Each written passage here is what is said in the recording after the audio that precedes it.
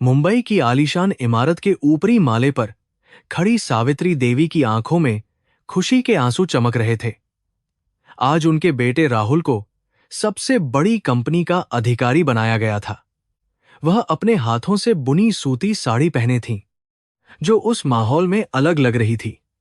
जीवन भर की तपस्या, सूत कातने में बीती रातें और भूखे सोकर बचाए गए पैसों ने मीठा फल दिया था।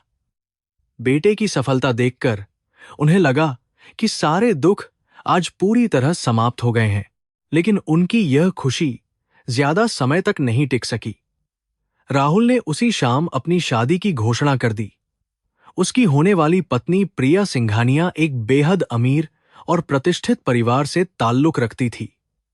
प्रिया का स्वभाव घमंडी था और उसे दौलत का बहुत अधिक अहंकार था। जब सावित्री ने पहली बार अपनी बहू को प्यार से आशीर्वाद देना चाहा, तो प्रिया ने उनके खुरदुरे हाथों और कपड़ों से आने वाली रंग की महक से घृणा करते हुए चेहरा पीछे खींच लिया। उस पल सावित्री के सीने में एक अजीब सी चुभन और गहरा दर्द महसूस हुआ। शादी की रात पूरे घर को दुल्हन की तरह सजाया गया था और मेहमानों की भारी भीड़ लगी थी, लेकिन इस खुशी के बीच प्रिया ने राहुल के सामने एक बहुत कठोर शर्त रख दी। उसने स्पष्ट शब्दों में कह दिया कि वह किसी भी कीमत पर इस गंदी और बदबूदार बुढ़िया के साथ एक छत के नीचे नहीं रह सकती। प्रिया ने धमकी दी कि अगर उसकी मां इस घर में रही तो वह तुरंत अपने पिता के घर वापस चली जाएगी। यह सुनकर राहुल के पैरों तले जमीन खिसक गई और वह बुरी तरह घबरा गया। राहुल जानता था कि प्रिया का परिवार उसके करियर और कंपनी के भविष्य के लिए कितना महत्वपूर्ण है। सत्ता, पैसे और समाज में अपनी ऊंची हैसियत बनाए रखने के लालच ने उसकी आंखों पर एक काली पट्टी बांध दी थी। उसने अपनी उस मांग के बलिदानों को पूरी तरह भुला दिया, जिसने अपने खून और पसीने से उसे सींचा था। बिना किसी संकोच के उसने अपनी पत्नी का साथ देने का फैसला किया। उसके अंदर का इंसान मानो मर चुका था और वह एक स्वार्थी और निर्दयी व्यक्ति बन गया था, जो सिर्फ अपने बारे में सोचता था। बाहर बहुत तेज बारिश हो रही थी और आसमान में काले बादल गरज रहे थे।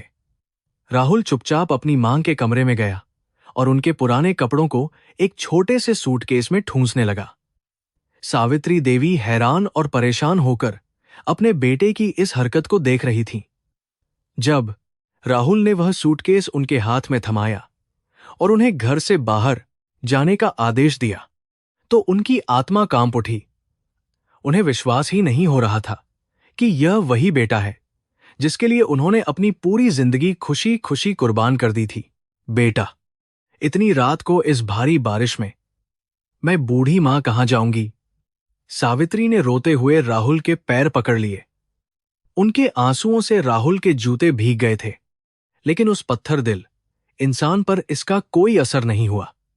उसने अपनी मां को झटक दिया और दरवाजे की तरफ इशारा करते हुए चिल्लाया कि अब इस आलीशान घर में उनके लिए कोई जगह नहीं है। प्रिया दूर खड़ी होकर यह सब देख रही थी और उसके चेहरे पर एक बहुत ही कुटिल और विजयी मुस्कान साफ तैर रही थी। मुख्य दरवाजा जोर से बंद हुआ और उसकी तेज आवाज ने सावित्री के दिल के हजारों टुकड़े कर दिए। वह उस विशाल बंगले के बाहर अकेली खड़ी थी और बारिश की ठंडी बूंदें उनके चेहरे पर गिर रही थीं। उनके आंसू बारिश के पानी के साथ मिलकर बह रहे थे। सड़क पर पूरी तरह सन्नाटा पसरा हुआ था और केवल कुत्तों के भौंकने की आवाजें आ रही थीं। जिस शहर में उन्होंने अपना पूरा जीवन बिताया था, आज वही शहर उन्हें पूरी तरह से एक अजनबी और डरावना लगने लगा था। चलते चलते उनके पैर लड़खड़ा रहे थे, लेकिन उनका मन एक गहरे विचार में डूबा हुआ था। उन्होंने हमेशा हिंदू धर्म के महान ग्रंथों और कर्म के सिद्धांत पर पूरा विश्वास किया था। क्या यह उनके पिछले जन्मों का कोई बुरा कर्म था, जिसकी इतनी भयानक सजा उन्हें आज इस बुढ़ापे में मिल रही थी? उन्होंने तो हमेशा अपना हर एक कर्तव्य पूरी निष्ठा और ईमानदारी के साथ निभाया था। उनका हृदय दर्द से फटा जा रहा था, लेकिन उन्होंने भगवान से शिकायत करने के बजाय इस दुख को चुपचाप स्वीकार कर लिया। बारिश का पानी अब उनके शरीर को पूरी तरह से सुन्न कर चुका था और तेज हवाएं नश्तर की तरह चुभ रही थीं। उनका पुराना सूटकेस उनके हाथों से फिसलकर कीचड़ में गिर गया। उनकी आंखों के सामने अंधेरा छाने लगा और उन्हें महसूस हुआ कि शायद आज ही उनके जीवन का अंतिम दिन है। सड़क के किनारे एक बंद दुकान के चबूतरे पर वह बेसुध होकर गिर पड़ी। उस रात मुंबई शहर ने एक मां के सबसे गहरे दुख और एक बेटे के सबसे भयंकर पाप को चुपचाप अपनी आंखों से देखा। बेहोशी की हालत में भी उनके दिमाग में अतीत की पुरानी यादें एक फिल्म की तरह चलने लगीं। उन्हें वह दिन अच्छी तरह याद आया जब राहुल बहुत छोटा था और उसे तेज बुखार हो गया था। तब उनके पास डॉक्टर को देने के लिए पैसे नहीं थे। उन्होंने रात भर अपने गीले आंसुओं और ठंडे पानी की पट्टियों से अपने बेटे का माथा पोंछा था। उन्होंने भगवान शिव के मंदिर में मन्नत मांगी थी कि चाहे उनकी अपनी जान चली जाए, लेकिन उनके बेटे को कभी भी कोई खरोंच तक न आए। उसी भयानक रात में शहर के दूसरे हिस्से में रहने वाली अंजलि की नींद अचानक टूट गई। अंजलि वही अनाथ लड़की थी जिसे सावित्री ने बचपन में सड़क से उठाकर सूत कातने के कारखाने में काम दिलाया था। अंजलि के मन में अजीब सी घबराहट हो रही थी, जैसे उसे किसी अनहोनी का गहरा आभास हो रहा हो। वह जानती थी कि आज राहुल की शादी है, लेकिन उसे सावित्री मां की बहुत ज्यादा चिंता सता रही थी। अपनी अंतरात्मा की आवाज सुनकर अंजलि ने छाता उठाया और रात के अंधेरे में बाहर निकल पड़ी।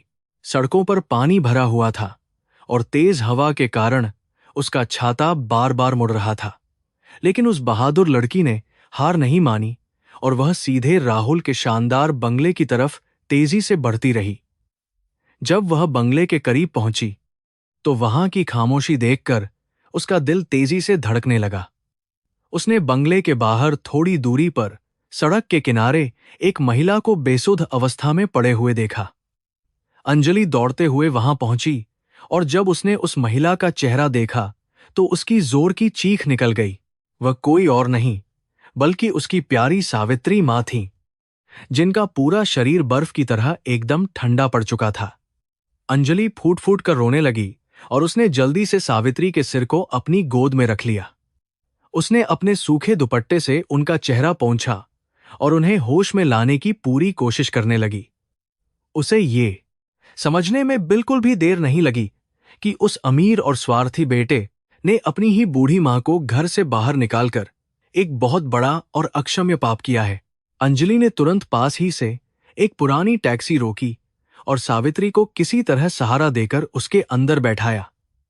वह उन्हें अस्पताल ले जाने के बजाय अपने छोटे से गरीब मोहल्ले की झोपड़ी में ले गई, क्योंकि वह जानती थी कि सावित्री मां अब उस आलीशान दुनिया से हमेशा के लिए दूर जाना चाहती हैं।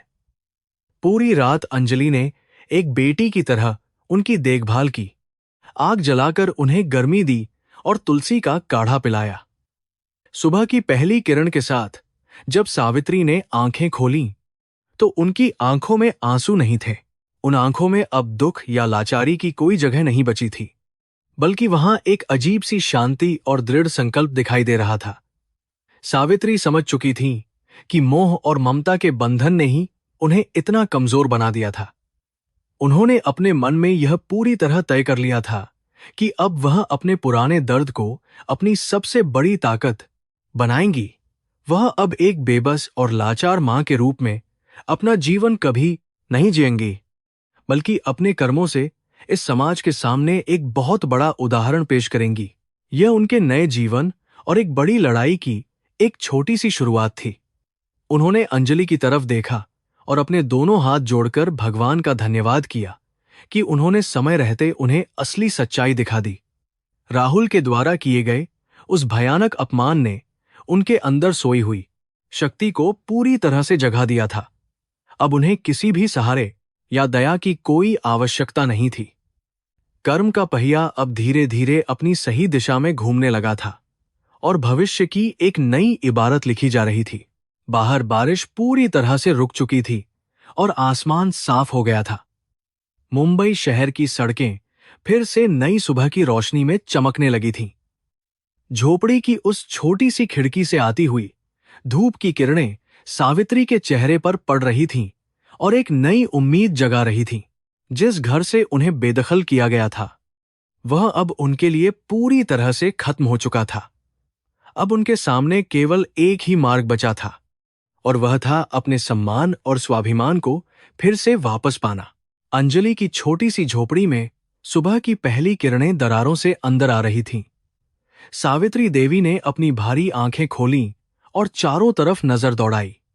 यह जगह राहुल के उस आलीशान और भव्य बंगले से बिल्कुल अलग थी, जहां हर सुख सुविधा मौजूद थी। यहां की दीवारें कच्ची थीं और छत से पानी टपकने के निशान साफ दिखाई दे रहे थे। बाहर से मशीनों के चलने और सूत कातने की लगातार आवाजें आ रही थीं, जो मुंबई के इस गरीब इलाके की रोजमर्रा की पहचान थी। सावित्री को लगा जैसे वह किसी दूसरी दुनिया में आ गई हों, जहां कोई दिखावा या झूठा घमंड नहीं था। सावित्री ने अपने दर्द करते हुए शरीर को धीरे से उठाया और एक पुरानी चारपाई पर बैठ गईं। कल रात की वह भयानक घटना उनके दिमाग में किसी बुरे सपने की तरह बार बार घूम रही थी। अपने ही खून का वह धोखा और अपमान उनके सीने में एक गहरे घाव की तरह रिसे रहा था। लेकिन अब उनकी आंखों में आंसू बिल्कुल नहीं थे, क्योंकि रोने का समय खत्म हो चुका था। उन्होंने हमेशा गीता के उपदेशों और कर्म के महान सिद्धांत पर गहरा विश्वास किया था। उन्हें यह भली भांति एहसास हो गया था कि जो कुछ भी हुआ वह नियति का एक कठोर लेकिन जरूरी सबक था। तभी अंजलि एक टूटे हुए एल्यूमीनियम के कप में गरम चाय लेकर झोपड़ी के अंदर आई। उसकी आंखों में रात भर जागने की थकान और अपनी मुंहबोली मां के लिए गहरी चिंता साफ झलक रही थी। सावित्री ने चाय का कप लेते हुए अंजलि के हाथों की तरफ ध्यान से देखा। उसके हाथों में सूत कातने और कठोर मेहनत करने के कारण कई जगह से खून रिस रहा था और गहरे घाव बन गए थे। यह देखकर सावित्री का हृदय एक बार फिर से कांप उठा। यह केवल अंजलि की नहीं, बल्कि इस बस्ती में रहने वाली हर उस गरीब महिला की सच्ची कहानी थी, जो दिन रात पसीना बहाती थी। सावित्री चुपचाप उठी और झोपड़ी के बाहर बनी उस संकरी और गंदी गली में आकर खड़ी हो गई। वहां का दृश्य देखकर उनकी आत्मा अंदर तक सिहर गई। दर्जनों गरीब और बेबस महिलाएं पुराने चरखों और हथकरघों पर लगातार काम कर रही थीं। उनके कपड़े फटे हुए थे और उनके चेहरों पर भूख और भयंकर कुपोषण की साफ झलक दिखाई दे रही थी। वे सभी बड़े व्यापारियों के लिए बहुत ही कम पैसों में दिन रात रेशम और सूत के सुंदर कपड़े तैयार करती थीं, लेकिन उनके अपने जीवन में केवल अंधकार, शोषण और कभी न खत्म होने वाली एक लंबी और दर्दनाक गरीबी ही लिखी हुई थी। उन बेचारी और मजबूर औरतों को देखकर सावित्री के मन में एक बहुत ही गहरा विचार उत्पन्न हुआ। उन्हें अचानक यह महसूस हुआ कि उनका अपना व्यक्तिगत दुख और बेटे द्वारा दिया गया धोखा इन महिलाओं की रोजमर्रा की भयानक पीड़ा के सामने कुछ भी नहीं है।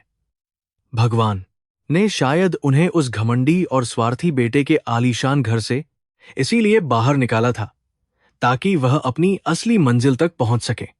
सावित्री के पास पारंपरिक बुनाई का वह अनमोल ज्ञान और कला थी, जिसे उन्होंने अपने पुश्तैनी गांव में बड़े जतन से सीखा था।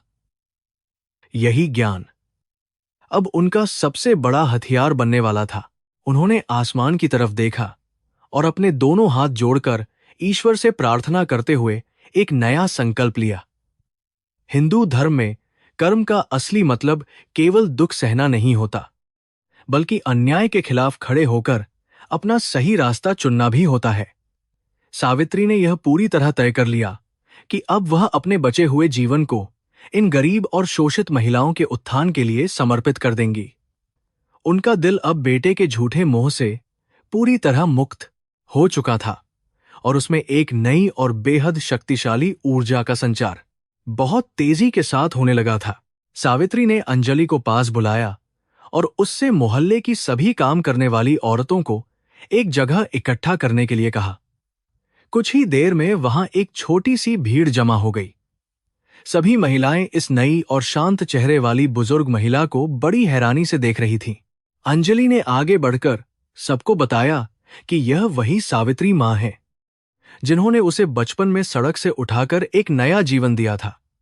महिलाओं की आंखों में सावित्री के लिए एक स्वाभाविक सम्मान और गहरी आत्मीयता झलकने लगी, क्योंकि वे सभी कहीं न कहीं एक ही तरह के गहरे दर्द और सामाजिक शोषण की मारी हुई थीं। सावित्री ने बहुत ही शांत लेकिन बेहद मजबूत आवाज में उन महिलाओं से बात करना शुरू किया। उन्होंने कहा कि तुम सभी दिन रात इतनी कड़ी मेहनत करके जो सुंदर साड़ियां और कपड़े बनाती हो, उसका असली मुनाफा केवल बिचौलिए और बड़े सेठ ही ले जाते हैं। तुम्हारे हाथों से बुनी गई कला की कोई सही कीमत इस जालिम बाजार में कभी नहीं लगाई जाती। तुम्हारे बच्चों को भरपेट खाना तक नसीब नहीं होता, जबकि वे व्यापारी तुम्हारे खून पसीने की कमाई से अपने आलीशान महल खड़े कर रहे हैं। यह घोर अन्याय है और अब हमें इसके खिलाफ मिलकर अपनी आवाज को बुलंद करना ही होगा। उन्होंने उन सभी बेबस औरतों के सामने एक बहुत ही नया और साहसिक प्रस्ताव रखा। सावित्री ने समझाया कि अगर वे सभी महिलाएं एक साथ मिलकर काम करें और सीधे बाजार में अपने कपड़े बेचें, तो उनकी तकदीर पूरी तरह से बदल सकती है। यह सुनकर वहां मौजूद महिलाओं के चेहरों पर एक अजीब सी दुविधा और गहरा डर साफ दिखाई देने लगा। वे पीढ़ियों से केवल गुलामी और शोषण सहने की ही आदी हो चुकी थीं, इसलिए उन्हें इस बात पर बिल्कुल भी विश्वास नहीं हो रहा था कि वे कभी उन ताकतवर और अमीर सेठों का सीधे तौर पर सामना कर पाएंगी। एक बुजुर्ग महिला ने कांपती हुई आवाज में कहा कि उनके पास न तो पैसा है और न ही बाजार में कोई जान पहचान। ऐसे में वे बड़े व्यापारियों का मुकाबला कैसे करेंगी? सावित्री ने मुस्कुराते हुए जमीन से एक पतला सूत का धागा उठाया और उसे आसानी से तोड़कर दिखाया। फिर उन्होंने कई धागों को एक साथ मिलाकर एक मजबूत रस्सी बनाई और कहा कि इस मोटी रस्सी को तोड़ना किसी के लिए भी संभव नहीं है। उन्होंने समझाया कि हमारी सच्ची ताकत हमारी एकता और हमारी वह पारंपरिक कला है जिसे आज की मशीनें कभी भी पूरी तरह से नहीं बना सकती हैं। सावित्री ने अपनी आवाज में एक गहरा दर्द और सच्चाई लाते हुए अपनी खुद की दुखद कहानी उन औरतों को संक्षेप में बताई। उन्होंने बताया कि कैसे उन्होंने अपना पूरा जीवन अपने इकलौते बेटे के लिए कुर्बान कर दिया, लेकिन अंत में उस स्वार्थी बेटे ने उन्हें एक पुरानी और बेकार चीज समझकर घर से बाहर फेंक दिया। यह सुनकर वहां मौजूद हर एक मां की आंखों में आंसू आ गए। सावित्री ने कहा कि जब अपना ही खून धोखा दे सकता है, तो हमें इस जालिम दुनिया से किसी भी झूठी हमदर्दी या दया की कोई उम्मीद बिल्कुल नहीं रखनी चाहिए। उनके इन मार्मिक शब्दों ने उन सभी गरीब महिलाओं के दिलों में सीधे तौर पर एक बहुत गहरी जगह बना ली। अंजलि सबसे पहले आगे आई और उसने सावित्री के दोनों पैर छूकर उनके साथ हर कदम पर खड़े रहने की कसम खाई। देखते ही देखते बस्ती की दर्जनों औरतों ने अपने खून से स्ने हुए खुरदुरे हाथ आगे बढ़ा दिए। उस छोटी और गंदी सी झोपड़पट्टी के बाहर आज एक बहुत बड़ी और ऐतिहासिक क्रांति का पहला बीज बोया जा रहा था। यह केवल एक व्यापार की शुरुआत नहीं थी, बल्कि यह औरतों के सम्मान और उनके स्वाभिमान को वापस पाने की एक बड़ी लड़ाई थी। अब सबसे बड़ी और गंभीर चुनौती यह थी कि इस नए काम को शुरू करने के लिए पैसे कहां से लाए जाएं। कच्चा माल, रंग और नए चरखे खरीदने के लिए उनके पास कोई भी जमा पूंजी नहीं थी। सावित्री गहरे सोच में डूब गईं। तभी उनका ध्यान अपनी कलाइयों पर पहने हुए सोने के उन 2 पुराने कंगनों पर गया। ये कंगन उनके स्वर्गवासी पति की एकमात्र और सबसे आखिरी निशानी थे, जिन्हें उन्होंने अपने सबसे बुरे दिनों में भी कभी खुद से अलग नहीं किया था। लेकिन आज उन कंगनों से ज्यादा इन गरीब महिलाओं का भविष्य उन्हें बहुत अधिक महत्वपूर्ण लगने लगा था। सावित्री ने बिना किसी झिझक के वे दोनों सोने के कंगन अपने हाथों से उतार लिए। जब उन्होंने वे कंगन अंजलि के हाथों में रखे, तो अंजलि की आंखों से आंसू छलक पड़े और उसने उन्हें लेने से साफ इनकार कर दिया। लेकिन सावित्री ने बड़े प्यार से उसके सिर पर हाथ फेरते हुए कहा कि यह कोई साधारण सोना नहीं है, बल्कि यह हमारे इस नए और पवित्र सफर की पहली और सबसे मजबूत नींव है। हिंदू धर्म में किसी भी जरूरतमंद की मदद करना ही सबसे बड़ा और सच्चा धर्म माना जाता है। और आज वह इसी महान धर्म का पूरी तरह से पालन कर रही थी। उसी दोपहर अंजलि और सावित्री बाजार के उस पुराने सुनार की दुकान पर गईं और उन कंगनों को बेचकर कुछ नकद पैसे हासिल किए। उन पैसों से उन्होंने सबसे अच्छी गुणवत्ता वाला कच्चा सूत, प्राकृतिक रंग और बुनाई के कुछ जरूरी उपकरण खरीदे। वे दोनों जब वह सारा सामान लेकर अपनी गरीब बस्ती में वापस लौटी तो वहां की औरतों के चेहरों पर एक नई चमक और भारी उत्साह साफ दिखाई दे रहा था। बरसों बाद उन बेचारी महिलाओं को लगा था कि शायद अब उनके जीवन की वह काली और भयानक रात हमेशा के लिए समाप्त होने वाली है और सवेरा होने वाला है। बस्ती की सभी औरतों ने मिलकर एक पुरानी और जर्जर हो चुकी बड़ी सी जगह को साफ किया और वहां अपने चरखे और हथकरघे लगा दिए।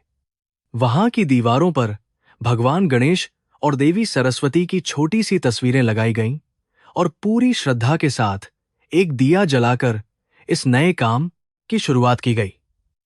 उस दिन उस छोटी सी झोपड़पट्टी में मशीनों की कोई शोरगुल वाली आवाज नहीं थी, बल्कि वहां औरतों के लोकगीतों की मीठी और सुरीली गूंज सुनाई दे रही थी। वे सभी अपने हाथों से एक ऐसा जादू बुनने की तैयारी कर रही थीं जो पूरी दुनिया को हैरान करने वाला था। सावित्री ने एक गुरु की तरह उन सभी महिलाओं को सदियों पुरानी और लगभग भूल चुकी बुनाई की कुछ बहुत ही खास और रहस्यमयी तकनीकें सिखानी शुरू कर दी। उन्होंने बताया कि कैसे प्राकृतिक फूलों, जड़ों और पत्तों का सही इस्तेमाल करके धागों को ऐसे पक्के और सुंदर रंगों में रंगा जाता है जो कभी फीके नहीं पड़ते। यह वह कला थी जिसे आधुनिक फैक्ट्रियां और बड़ी मशीनें कभी भी तैयार नहीं कर सकती थीं। हर एक धागे में उन महिलाओं का पसीना, उनका अटूट संघर्ष और उनकी गहरी उम्मीदें बहुत ही खूबसूरती के साथ बुनी जा रही थीं। दूसरी तरफ शहर के उस सबसे महंगे और आलीशान इलाके में राहुल अपनी नई पत्नी प्रिया के साथ अपनी भव्य और शानदार जिंदगी का पूरा मजा ले रहा था। उसे अपनी उस बूढ़ी और लाचार मां की कोई याद या फिक्र बिल्कुल नहीं थी, जिसे उसने कल रात उसी भारी बारिश में घर से बेदखल कर दिया था। वह अपनी कंपनी के नए प्रोजेक्ट्स और अपनी बढ़ती हुई झूठी शोहरत के नशे में पूरी तरह से अंधा हो चुका था। उसे इस बात का जरा भी अंदाजा नहीं था कि उसकी ठुकराई हुई मां उसी शहर के एक छोटे से कोने में अपना एक नया और विशाल साम्राज्य खड़ा कर रही है। भगवान की लाठी में कोई आवाज नहीं होती, लेकिन जब वह पड़ती है तो इंसान का सारा घमंड चूर चूर हो जाता है। कर्म का वह महान और न्यायप्रिय पहिया अब बहुत तेजी के साथ घूमना शुरू हो चुका था। एक तरफ अंधकार और अहंकार से भरा हुआ वह स्वार्थी बेटा था जो तेजी से अपने विनाश की तरफ बढ़ रहा था, और दूसरी तरफ उसकी वह महान मां थी जो राख के ढेर में से एक सुनहरे फिनिक्स पक्षी की तरह दोबारा जन्म ले रही थी। ब्रह्मांड की अदालत में दोनों के कर्मों का पूरा हिसाब किताब बहुत ही बारीकी के साथ लिखा जा रहा था।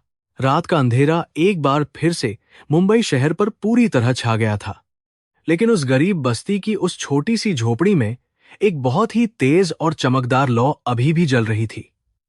यह लौ केवल उस मिट्टी के दिए की नहीं थी, बल्कि यह सावित्री और उन दर्जनों गरीब औरतों के दिलों में जलने वाली उम्मीद, स्वाभिमान और एक नई क्रांति की कभी न बुझने वाली शक्तिशाली आग थी। सावित्री देवी अब केवल एक कमजोर और बेबस मां नहीं रह गई थी, बल्कि वह अब सैकड़ों शोषित परिवारों की एकमात्र तारणहार और एक बहुत मजबूत ढाल बन चुकी थी। सावित्री देवी के छोटे कारखाने में अब दिन रात नई ऊर्जा देखने को मिल रही थी। गरीब महिलाओं ने अपने पुराने चरखों को नई उम्मीद के साथ फिर जीवित कर दिया था। सावित्री ने उन्हें प्राकृतिक फूलों, पत्तियों और पेड़ों की छालों से रंग बनाने की प्राचीन विधि सिखाई, जिसे आधुनिक दुनिया भूल चुकी थी। गेंदे से पीला और मंजिष्ठा की जड़ों से गहरा लाल रंग तैयार किया जा रहा था। यह सूत रंगने की कोई सामान्य प्रक्रिया नहीं थी, बल्कि उन सभी महिलाओं के उदास जीवन में एक नया और पक्का रंग भरने का सबसे पवित्र प्रयास था। सूत काटते समय सावित्री की उंगलियों में कई बार सुई चुभ जाती थी और खून की बूंदें सूत पर गिर जाती थीं। लेकिन वह उस खून को भी साड़ियों के लाल रंग में चुपचाप मिला देती थी। हथकरघे की हर एक खटकती हुई आवाज के साथ उन्हें अपने स्वार्थी बेटे राहुल की बहुत याद आती थी। उनका मातृत्व अभी भी पूरी तरह से मरा नहीं था। वह अपने दिल की उस गहरी पीड़ा और पुरानी यादों को हर एक धागे में बहुत ही बारीकी के साथ बुन रही थी। उनका यह मौन दुख अब एक महान कला बन रहा था। कई हफ्तों की लगातार और कठोर मेहनत के बाद आखिरकार उनकी पहली कुछ साड़ियां बनकर पूरी तरह से तैयार हो गईं। जब सावित्री और अंजलि ने उन साड़ियों को खुली धूप में सूखने के लिए फैलाया, तो वहां मौजूद हर एक इंसान की आंखें खुशी से चमक उठीं। उन साड़ियों की चमक और उनका सुंदर डिजाइन इतना अद्भुत था कि कोई भी बड़ी मशीन वैसा कपड़ा कभी नहीं बना सकती थी। उनमें भारतीय संस्कृति की सच्ची आत्मा और एक मां की असीम ममता का गहरा प्रभाव साफ झलक रहा था। यह उनकी सबसे पहली और बहुत बड़ी जीत थी। अगली सुबह अंजलि और सावित्री उन खूबसूरत साड़ियों को एक बड़ी टोकरी में रखकर मुंबई के सबसे बड़े और प्रसिद्ध कपड़ा बाजार में बेचने के लिए गईं। वहां की चौड़ी सड़कों पर बड़ी बड़ी दुकानें थीं, जहां व्यापारी लाखों रुपयों का व्यापार करते थे। जब उन्होंने एक बड़े सेठ को अपनी साड़ियां दिखाईं, तो उसने उनके साधारण कपड़ों को देखकर उनका बहुत मजाक उड़ाया। उसने उन अनमोल और हाथ से बनी साड़ियों की कीमत इतनी कम लगाई कि उससे उनके कच्चे माल का खर्च भी पूरा नहीं हो सकता था। यह उस क्रूर और लालची बाजार का असली चेहरा था। पूरे दिन वे दोनों तपती धूप में एक दुकान से दूसरी दुकान तक भटकती रहीं, लेकिन हर जगह उन्हें केवल निराशा और भारी अपमान ही मिला। अमीर व्यापारियों ने उनकी प्राचीन कला को पुराना और बेकार बताकर उन्हें अपनी दुकानों से बाहर निकाल दिया। अंजलि का दिल बुरी तरह टूट गया था और उसकी आंखों से आंसू बहने लगे थे। उसे लगा कि उनकी सारी मेहनत और रात भर का जागना पूरी तरह से बर्बाद हो गया है। लेकिन सावित्री का चेहरा एकदम शांत था, क्योंकि वह जानती थी कि असली सोने की परख हर कोई नहीं कर सकता। खाली हाथ और भारी कदमों के साथ जब वे दोनों अपनी गरीब बस्ती में लौटीं, तो वहां की अन्य महिलाओं के चेहरे भी उदास हो गए। चारों तरफ एक अजीब सी खामोशी छा गई थी। तभी सावित्री ने एक गहरी सांस ली और मजबूत आवाज में कहा कि हमें इन लालची बिचौलियों के सामने बिल्कुल नहीं झुकना है। उन्होंने सबको समझाया कि जो चीज आसानी से मिल जाए उसकी कोई कीमत नहीं होती। हमारी कला कोई सस्ती चीज नहीं है जिसे हम इन स्वार्थी व्यापारियों के पैरों में डाल दें। हमें धैर्य के साथ अपना कड़ा संघर्ष जारी रखना होगा। सावित्री का यह अटूट विश्वास हिंदू धर्म के महान कर्म सिद्धांत पर पूरी तरह से आधारित था। उनका मानना था कि इंसान का अधिकार केवल अपने सच्चे कर्म पर होता है, उसके फल पर कभी नहीं। उन्होंने बस्ती की सभी औरतों को फिर से काम पर लौटने के लिए प्रेरित किया। अब वे और भी अधिक मेहनत और लगन के साथ नए नए डिजाइन बनाने लगीं। सावित्री ने साड़ियों के पल्लू पर महाभारत और रामायण की कुछ बहुत ही सुंदर और प्राचीन कथाओं को अपने धागों से उकेरना शुरू कर दिया। यह एक बहुत ही अनोखा और कठिन काम था। दूसरी तरफ शहर की ऊंची और आलीशान इमारत में राहुल अपनी नई पत्नी प्रिया के साथ झूठी शान और दिखावे की जिंदगी जी रहा था। प्रिया ने उस घर की हर पुरानी चीज को बाहर फेंक दिया था जिसमें सावित्री की यादें बसी हुई थीं। राहुल अपनी कंपनी के विस्तार के लिए अंधाधुंध कर्ज ले रहा था और उसे अपनी सफलता पर बहुत ज्यादा घमंड हो गया था। उसे इस बात का बिल्कुल एहसास नहीं था कि उसकी सफलता की नींव उसकी उसी बूढ़ी मां की दुआओं पर टिकी थी, जिसे उसने बहुत बेरहमी से घर से निकाल दिया था। दिन बीतते गए और सावित्री की उस छोटी सी झोपड़ी में साड़ियों का एक शानदार और अनमोल खजाना जमा होने लगा। हर एक साड़ी अपने आप में एक उत्कृष्ट कृति थी, जिसमें भारत की मिट्टी की खुशबू और उन महिलाओं के संघर्ष की सच्ची कहानी बुनी हुई थी। अंजलि ने अब एक नया विचार सोचा और उसने शहर के कुछ छोटे कला प्रदर्शनियों में जाने का फैसला किया। वह जानती थी कि असली कला की कद्र करने वाले लोग उन लालची बाजारों में नहीं, बल्कि कला की सच्ची समझ रखने वाले पवित्र स्थानों पर ही आसानी से मिल सकेंगे। रविवार की सुबह अंजलि ने मुंबई के एक जाने माने सांस्कृतिक केंद्र में एक छोटी सी जगह किराए पर ली और वहां अपनी साड़ियों को सजाया। वहां कई अमीर और पढ़े लिखे लोग आए हुए थे, जो पारंपरिक भारतीय कला और संस्कृति में बहुत गहरी रुचि रखते थे। जब लोगों की नजर सावित्री के हाथों से बुनी गई उन खास साड़ियों पर पड़ी, तो वे पूरी तरह से हैरान रह गए। ऐसी बारीक बुनाई और प्राकृतिक रंगों का इतना सुंदर और जीवंत इस्तेमाल उन्होंने आज से पहले किसी भी बड़ी दुकान या महंगे शोरूम में बिल्कुल भी नहीं देखा था। एक बहुत ही अमीर और समझदार महिला ने आगे बढ़कर एक लाल रंग की साड़ी को अपने हाथों में लिया। उसने उस साड़ी की गुणवत्ता और उसके पीछे की कठिन मेहनत को तुरंत पहचान लिया।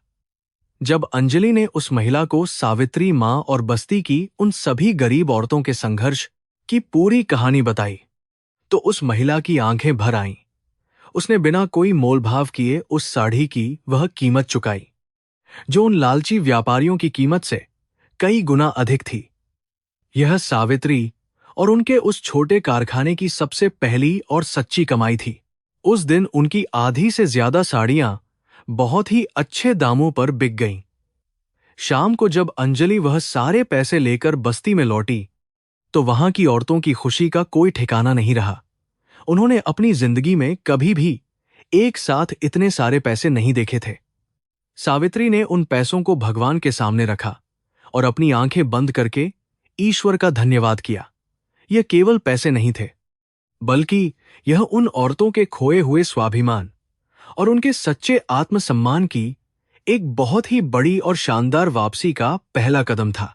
सावित्री ने उन पैसों का एक हिस्सा सभी महिलाओं में उनकी मेहनत के अनुसार बराबर बांट दिया और बाकी पैसों से नए चरखे और अधिक कच्चा माल खरीदने का फैसला किया। अब उनके काम में एक नई और बहुत तेज गति आ गई थी। उन साड़ियों की चर्चा अब शहर के कुछ बहुत खास और अमीर हलकों में धीरे धीरे फैलने लगी थी। जो लोग एक बार सावित्री की बनाई हुई साड़ी पहन लेते थे, वे किसी और मशीन से बने कपड़े को पहनना बिल्कुल भी पसंद नहीं करते थे।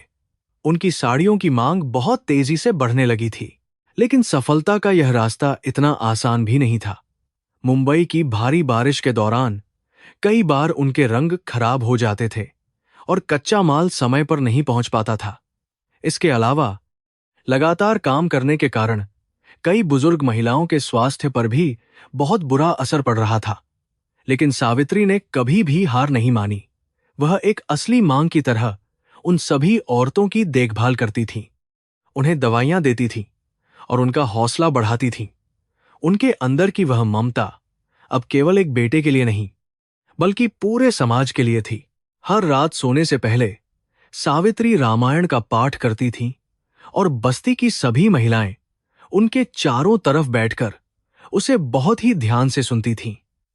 वे उन्हें बताती थीं कि कैसे भगवान राम ने भी अपने जीवन में 14 वर्ष का कठिन वनवास और भारी कष्ट सहा था, तभी वे एक महान मर्यादा पुरुषोत्तम बन पाए। सावित्री का यह मानना था कि उनका यह वर्तमान दुख और कड़ी मेहनत भी उनके जीवन का एक वनवास ही है, जिसके समाप्त होने के बाद उन्हें सत्य और न्याय की एक बहुत बड़ी विजय जरूर हासिल होगी। अंजलि ने अब सावित्री को पूरी तरह से अपनी सगी मां मान लिया था। वह दिन रात उनके साथ परछाई की तरह रहती थी और बाहरी दुनिया के सभी मुश्किल काम खुद ही संभालती थी। वह पढ़ी लिखी नहीं थी, लेकिन उसने अपनी सूझबूझ से उन साड़ियों का एक छोटा सा लेकिन बहुत सुंदर कैटलॉग तैयार कर लिया था। अंजलि ने सावित्री के उस अधूरेपन को अपने निस्वार्थ प्यार और सेवा से पूरी तरह भर दिया था, जिसे उनका अपना सगा बेटा राहुल कभी नहीं भर पाया था। खून के रिश्तों से बहुत बड़े अब कर्म के सच्चे रिश्ते बन चुके थे। सावित्री के लिए बुनाई करना अब केवल एक व्यापार या पैसा कमाने का जरिया नहीं रह गया था, बल्कि यह उनके लिए एक गहरी और शांत तपस्या बन चुका था।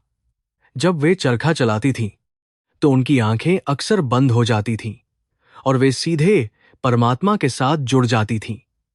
उनकी बनाई हुई हर एक साड़ी में उनकी उसी पवित्र और शुद्ध प्रार्थना का एक गहरा असर होता था।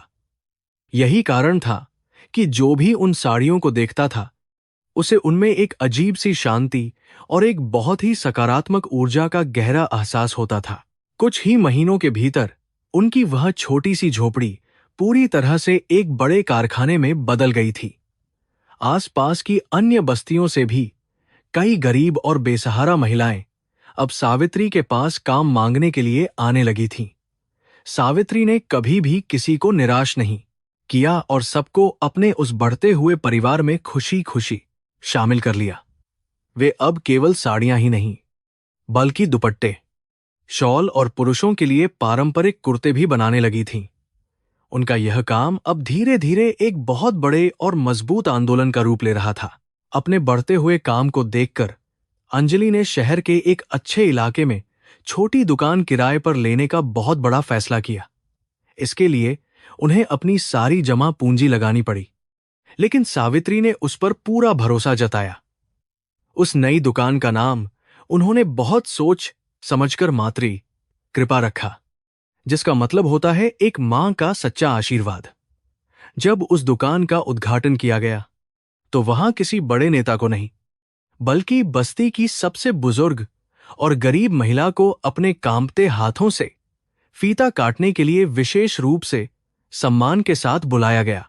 मातृ कृपा दुकान के खुलते ही वहां ग्राहकों की भारी भीड़ जुटने लगी। मुंबई की बड़ी बड़ी हस्तियां और अमीर महिलाएं उन हाथ से बनी और प्राकृतिक रंगों वाली साड़ियों को खरीदने के लिए लाइन में लगने लगीं। यह केवल एक कपड़े की दुकान नहीं थी, बल्कि यह भारतीय संस्कृति और महिला सशक्तिकरण का एक जीता जागता और बहुत बड़ा प्रतीक बन चुकी थी। हर एक साड़ी के साथ एक छोटी सी पर्ची दी जाती थी, जिस पर उस महिला का नाम और उसकी कहानी लिखी होती थी, जिसने उसे अपने हाथों से इतनी मेहनत और प्यार से बुना था। अब बस्ती की उन गरीब महिलाओं के जीवन में एक बहुत ही बड़ा और चमत्कारी बदलाव आ गया था। उनके बच्चों ने अब कचरा बीनने के बजाय अच्छे स्कूलों में जाना शुरू कर दिया था। उनके घरों की कच्ची और टपकती हुई छतों की जगह अब पक्की और मजबूत दीवारों ने ले ली थी। सावित्री देवी ने उन सभी महिलाओं को आर्थिक रूप से पूरी तरह से स्वतंत्र और आत्मनिर्भर बना दिया था। वे अब किसी भी लालची बिचौलिए या अत्याचारी पुरुष की गुलाम बिल्कुल नहीं थीं। यह उनकी अपनी सच्ची और बहुत ही शानदार मेहनत की बड़ी जीत थी। सावित्री अक्सर अपनी नई दुकान के बाहर खड़ी होकर मुंबई शहर की उन ऊंची इमारतों को बहुत ध्यान से देखती थीं। उन्हें पता था कि इसी शहर की किसी एक इमारत में उनका अपना खून राहुल रहता है, लेकिन अब उनके मन में राहुल के लिए कोई नफरत या क्रोध बिल्कुल नहीं था। उन्होंने उसे पूरी तरह से कर्म के उस महान देवता के हाथों में छोड़ दिया था। एक मां के रूप में उनकी ममता अब आंसुओं में नहीं, बल्कि इन हजारों औरतों के मजबूत भविष्य में पूरी तरह से बदल चुकी थी। कर्म का शक्तिशाली चक्र अभी भी घूम रहा था। मुंबई की तेज बारिश के बीच एक दिन एक विदेशी महिला मातृ कृपा की दुकान में अचानक से प्रवेश कर गई। वह पेरिस की एक बहुत मशहूर और अंतर्राष्ट्रीय सस्टेनेबल फैशन डिजाइनर एलिना थी, जो भारत के पारंपरिक वस्त्रों की तलाश में वहां आई थी। एलिना की नजरें जैसे ही उन सूती साड़ियों और प्राकृतिक रंगों के काम पर पड़ीं, वह पूरी तरह से हैरान रह गई। उसने आज तक किसी भी महंगी विदेशी फैक्ट्री में ऐसी बारीक, जीवंत और आत्मा को छू लेने वाली बुनाई बिल्कुल भी नहीं देखी थी। एलिना ने अपनी दुभाषिया की मदद से अंजलि और सावित्री देवी से उन साड़ियों के पीछे की असली कहानी जाननी चाहिए। जब अंजलि ने उन्हें उस गरीब बस्ती की बेसहारा महिलाओं, उनके कड़े संघर्ष और सावित्री मां के महान बलिदान की वह रुला देने वाली कहानी विस्तार से बताई, तो एलिना की आंखों में भी आंसू छलक पड़े। उसे यह समझते हुए बिल्कुल भी देर नहीं लगी कि यह केवल एक साधारण कपड़ा नहीं है, बल्कि यह उन शोषित और दुखी महिलाओं के पसीने, आंसुओं और उनके नए स्वाभिमान का एक जीता जागता और बहुत ही शक्तिशाली रूप है। विदेशी डिजाइनर ने बिना समय बर्बाद किए सावित्री के सामने एक बहुत ही बड़ा और ऐतिहासिक प्रस्ताव रख दिया। एलिना ने कहा कि वह इन अद्भुत साड़ियों को यूरोप के सबसे बड़े फैशन शो में दुनिया के सामने पेश करना चाहती है। यह सुनकर सावित्री और अंजलि दोनों पूरी तरह से अवाक रह गईं। उनके लिए यह एक बहुत बड़े और अविश्वसनीय सपने जैसा था, जिसके बारे में उन्होंने अपनी झोपड़ी में सूत काटते हुए कभी कल्पना नहीं की थी। यह ईश्वर का एक बहुत बड़ा और सच्चा आशीर्वाद था। कुछ ही महीनों के भीतर पेरिस के भव्य फैशन वीक में भारत की उन गरीब महिलाओं के हाथों से बुनी मातृ कृपा की साड़ियों ने एक बहुत बड़ा तहलका मचा दिया। दुनिया भर के अमीर फैशन समीक्षकों और मशहूर पत्रिकाओं ने उन प्राकृतिक रंगों और उन बतादे पर्यावरण के अनुकूल बुनाई की जमकर तारीफ की। सावित्री देवी का वह छोटा सा ब्रांड रात अंतर्राष्ट्रीय स्तर पर एक बहुत ही प्रसिद्ध और मांग वाला सस्टेनेबल लग्जरी ब्रांड बन गया, जिसने फैशन की दुनिया के सारे पुराने और घिसे पिटे नियम पूरी तरह से तोड़ दिए। इस भारी सफलता के तुरंत बाद अमेरिका के एक बहुत बड़े वैश्विक निवेश कोष ने सावित्री देवी की कंपनी में करोड़ों डॉलर का निवेश करने का प्रस्ताव भेजा। वे लोग इस ब्रांड को पूरी दुनिया में फैलाना चाहते थे। जब उन विदेशी निवेशकों के प्रतिनिधि मुंबई की उस गरीब बस्ती में सावित्री से मिलने और कागजातों पर हस्ताक्षर करने के लिए पहुंचे, तो वहां का साधारण माहौल देखकर वे सभी हैरान रह गए। उन्हें बिल्कुल यकीन नहीं हो रहा था कि इतना बड़ा अंतर्राष्ट्रीय ब्रांड इस छोटी सी और कच्ची जगह से चल रहा है। सावित्री ने उन विदेशी अधिकारियों के सामने बहुत ही शांत लेकिन कड़क और स्पष्ट आवाज में अपनी कुछ खास शर्तें रखीं। उन्होंने साफ कहा कि कंपनी का मुख्य नियंत्रण हमेशा उन गरीब महिलाओं के पास ही रहेगा, जिन्होंने अपनी खून पसीने की मेहनत से इसे यहां तक पहुंचाया है। उन्होंने हिंदू धर्म के उस महान सिद्धांत का पालन किया, जिसके अनुसार धन का सही उपयोग केवल समाज की भलाई के लिए किया जाना चाहिए। निवेशकों ने खुशी खुशी उनकी इन सभी मानवीय शर्तों को बिना किसी विरोध के तुरंत मान लिया। रातों रात वह छोटी सी बस्ती मुंबई के सबसे बड़े और आधुनिक इको फ्रेंडली कारखाने में पूरी तरह से तब्दील हो गई। हजारों नई और बेसहारा महिलाओं को वहां रोजगार और सम्मान के साथ काम करने का नया मौका मिला। मातृ कृपा अब केवल अब्बे असादरा दे वस्ती सादरा एक छोटी दुकान नहीं थी, बल्कि यह करोड़ों डॉलर की विशाल अंतर्राष्ट्रीय कंपनी बन चुकी थी। सावित्री देवी, जिन्हें उनके सगे बेटे ने भिखारिन समझकर भारी बारिश में घर से बेदखल कर दिया था, आज वह भारत की सबसे ताकतवर और अमीर महिला अरबपतियों की सूची में पूरी शान से शामिल हो चुकी थीं। बस्ती की उन सभी महिलाओं के चेहरों पर अब एक नई और सच्ची मुस्कान हमेशा खिली रहती थी। जो औरतें कल तक एक वक्त की रोटी के लिए बड़े सेठों के सामने गिड़गिड़ाती थीं, वे आज अपनी खुद की कंपनी की मालकिन और शेयरधारक बन चुकी थीं। उनके बच्चों के लिए बस्ती में ही एक बहुत बड़ा स्कूल और अस्पताल बनवाया गया था। सावित्री ने अपनी उस भयानक पीड़ा और बेटे के दिए गए गहरे घाव को एक विशाल बरगद के पेड़ में बदल दिया था, जिसकी घनी छाया में आज हजारों परिवार बहुत सुकून से जी रहे थे। इतनी अपार दौलत हासिल करने के बावजूद सावित्री देवी के साधारण जीवन में कोई बदलाव नहीं आया था। वह आज भी वही सफेद और सूती साड़ी पहनती थीं, जिसे उन्होंने खुद अपने हाथों से काता था, और जमीन पर चटाई बिछाकर ही सोती थीं। उनका मानना था कि यह सारा धन और वैभव उस ईश्वर की एक पवित्र अमानत है, और वह केवल इस धन की एक रक्षक मात्र हैं। अहंकार और घमंड उन्हें छू तक नहीं पाया था। यह उनके संयम और सच्ची आध्यात्मिक साधना की एक बहुत बड़ी और महान विजय थी। दूसरी तरफ उसी शहर के सबसे ऊंचे इलाके में कर्म का वह महान और न्यायप्रिय पहिया एक बहुत ही उल्टी और विनाशकारी दिशा में तेजी से घूमने लगा था। राहुल कपूर, जिसने अपनी झूठी शान के लिए अपनी जन्म देने वाली मां का निर्दयी अपमान किया था, अब उसके बुरे दिन बहुत करीब आने लगे थे। उसकी कंपनी में लगातार घाटा और भारी नुकसान बढ़ता ही जा रहा था, और बाजार में उसकी प्रतिष्ठा धीरे धीरे मिट्टी में मिलती जा रही थी। पाप और अहंकार का वह भयानक घड़ा अब पूरी तरह से भर चुका था और फूटने वाला था। राहुल की घमंडी पत्नी प्रिया की अंधी और फिजूल खर्ची वाली आदतें, कंपनी के खजाने को दीमक की तरह तेजी से खोखला कर रही थीं।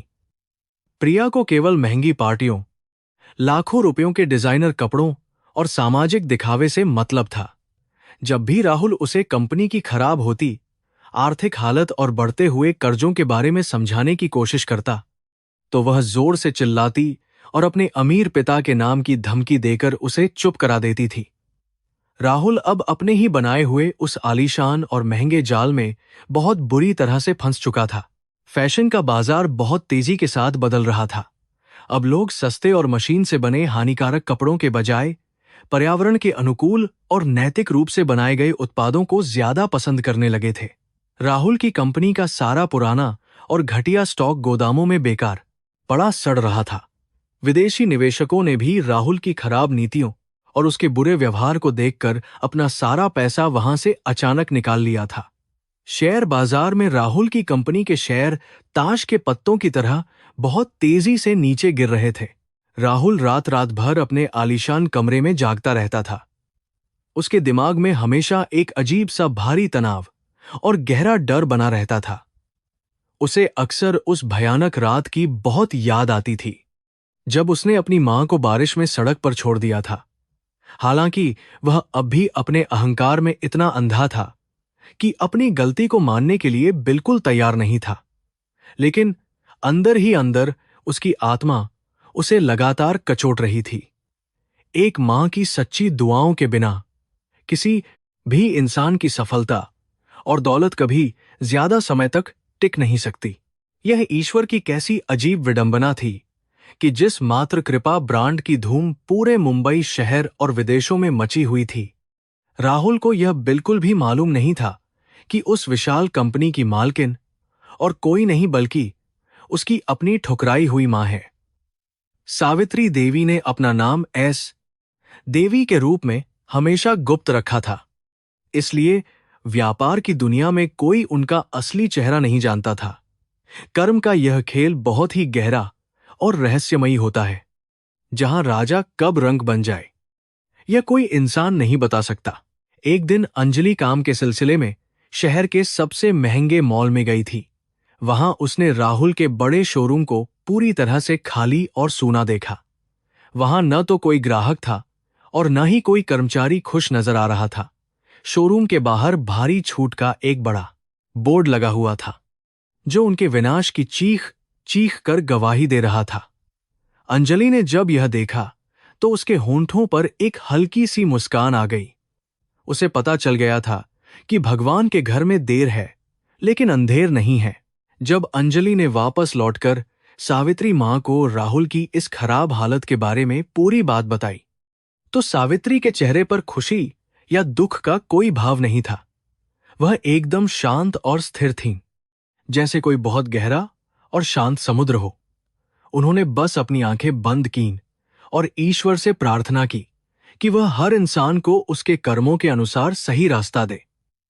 वह जानती थीं कि प्रकृति और ब्रह्मांड का कानून अपना काम बहुत ही सटीक तरीके से कर रहा है और इसमें उन्हें दखलंदाजी करने की बिल्कुल आवश्यकता नहीं है। दिन और महीने बहुत तेजी से बीतते जा रहे थे और उस भयानक रात को बीते हुए अब लगभग 1 साल होने वाला था। यह 1 साल सावित्री देवी के लिए भारी संघर्ष और अंत में एक बहुत बड़ी और शानदार जीत का सुनहरा साल साबित हुआ था।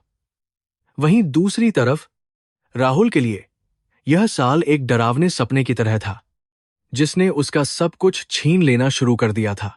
बहुत जल्द ही इन दोनों रास्तों का एक ऐतिहासिक टकराव होने वाला था। समय का पहिया अब अपने सबसे अहम और आखिरी पड़ाव पर पहुंचने वाला था। उस भयानक और दर्दनाक रात को बीते हुए अब पूरा 1 साल हो चुका था। समय के इस छोटे से चक्र में मुंबई शहर ने एक बहुत ही बड़ा और ऐतिहासिक चमत्कार होते हुए देखा था। सावित्री देवी का वह छोटा सा बुनाई का काम अब करोड़ों डॉलर के एक विशाल और अंतर्राष्ट्रीय व्यापारिक साम्राज्य मात्र कृपा में पूरी तरह से बदल चुका था। इस 1 साल में उन्होंने न केवल अपार दौलत कमाई थी, बल्कि हजारों गरीब और बेसहारा परिवारों को गरीबी के दलदल से बाहर निकालकर उन्हें एक बहुत ही सम्मानजनक और खुशहाल जीवन दिया था। इतनी बड़ी अरबपति बनने के बावजूद सावित्री देवी के व्यक्तिगत जीवन में रत्ती भर भी कोई बदलाव नहीं आया था। उनके पास आज भी अपनी कोई निजी कार या बहुत बड़ा आलीशान महल नहीं था। वह उसी पुराने सूती कपड़े को पहनकर अपने दिन की शुरुआत भगवान की प्रार्थना और कतई के साथ करती थीं। उनका मानना था कि यह सारी सफलता और अपार संपत्ति केवल ईश्वर की देन है और वह केवल इसके सही उपयोग के लिए एक माध्यम मात्र है। उनका यह सादा और निस्वार्थ जीवन पूरे समाज के लिए एक बहुत बड़ी और सच्ची प्रेरणा बन चुका था। जिस गंदी और छोटी सी बस्ती में उन्होंने 1 साल पहले अपनी पहली झोपड़ी बनाई थी, वह अब एक बहुत ही सुंदर और पर्यावरण के अनुकूल हरित औद्योगिक केंद्र बन चुकी थी। वहां काम करने वाली हजारों महिलाओं के चेहरों पर अब भूख और लाचारी की कोई लकीर नहीं थी, बल्कि स्वाभिमान और खुशी की चमक थी। उनके बच्चों के लिए वहां सबसे अच्छे स्कूल और अस्पताल खोले गए थे, जहां उन्हें मुफ्त और बेहतरीन सुविधाएं मिलती थीं। सावित्री देवी उन सभी के लिए केवल एक मालकिन नहीं, बल्कि एक साक्षात और सच्ची देवी का रूप बन चुकी थीं। अंजलि, जिसे सावित्री ने बचपन में सड़क से उठाया था, अब इस विशाल साम्राज्य की मुख्य कार्यकारी अधिकारी के रूप में बहुत ही शानदार तरीके से काम कर रही थी। हालांकि वह पढ़ी लिखी नहीं थी, लेकिन उसने अपनी लगन और सावित्री के मार्गदर्शन से व्यापार के सभी बड़े गुर बहुत अच्छी तरह से सीख लिए थे। अंजलि विदेशी ग्राहकों और बड़े निवेशकों के साथ करोड़ों के सौदे बहुत ही आत्मविश्वास के साथ तय करती थी। सावित्री ने व्यापारिक दुनिया की सारी जिम्मेदारियां अंजलि को सौंप दी थीं और खुद को पूरी तरह से आध्यात्मिक और सामाजिक कार्यों में लगा दिया था। दूसरी तरफ उसी शहर की एक बहुत ही ऊंची और आलीशान इमारत में राहुल कपूर का जीवन एक गहरे और भयानक नरक में तब्दील हो चुका था। जिस दिन उसने अपनी जन्म देने वाली बूढ़ी मां को घर से निकाला था, उसी दिन से उसके पतन की उल्टी गिनती बहुत तेजी से शुरू हो गई थी। उसकी कंपनी कपूर फैशन अब पूरी तरह से दिवालिया होने की कगार पर खड़ी थी। बाजार में उसके बनाए हुए कपड़ों की मांग एकदम खत्म हो चुकी थी और उसके सारे बड़े गोदाम बिना बिके हुए पुराने और बेकार माल से भरे पड़े थे। राहुल की इस बर्बादी का एक बहुत बड़ा कारण उसकी घमंडी और लालची पत्नी प्रिया सिंघानिया थी। कंपनी के लगातार डूबने के बावजूद प्रिया ने अपनी शान, शौकत और फिजूल खर्ची में कोई भी कमी बिल्कुल नहीं की थी। वह हर महीने विदेशी दौरों, महंगी पार्टियों और लाखों रुपयों के जेवरों पर पानी की तरह पैसा बहा रही थी। जब भी राहुल उसे कंपनी के भारी कर्जों के बारे में बताने की कोशिश करता, तो वह बहुत बुरी तरह से चिल्लाती और अपने अमीर पिता की झूठी धौंस देकर उसे हमेशा के लिए चुप करा देती थी। राहुल अंदर ही अंदर घुट रहा था। अपने व्यापार को बचाने और ज्यादा मुनाफा कमाने के लालच में राहुल ने बहुत ही अनैतिक फैसले लिए थे। उसने कपड़े बनाने के लिए बेहद सस्ते और जहरीले रसायनों का इस्तेमाल शुरू कर दिया था। उसने फैक्ट्रियों में काम करने वाले गरीब मजदूरों की मजदूरी भी आधी कर दी थी। लेकिन आधुनिक फैशन बाजार अब पूरी तरह से बदल चुका था। ग्राहक अब पर्यावरण के अनुकूल और नैतिक रूप से बनाए गए कपड़ों को ही ज्यादा महत्व देते थे, जिसके कारण राहुल के जहरीले उत्पाद बाजार में बुरी तरह से पिट गए और उसका व्यापार पूरी तरह से चौपट हो गया। स्थिति तब और भी ज्यादा खराब हो गई जब एक बहुत बड़े अंतर्राष्ट्रीय समूह ने राहुल की कंपनी पर एक गंभीर और भयानक आरोप लगा दिया। उनके द्वारा किए गए एक परीक्षण में यह साफ तौर पर पाया गया कि राहुल के कपड़ों में ऐसे खतरनाक रसायन मौजूद हैं जो इंसानों की त्वचा के लिए बहुत हानिकारक हैं। इस बड़ी खबर के फैलते ही दुनिया भर के सभी विदेशी खरीदारों ने राहुल की कंपनी के साथ अपने सारे पुराने और नए सौदे तुरंत रद्द कर दिए।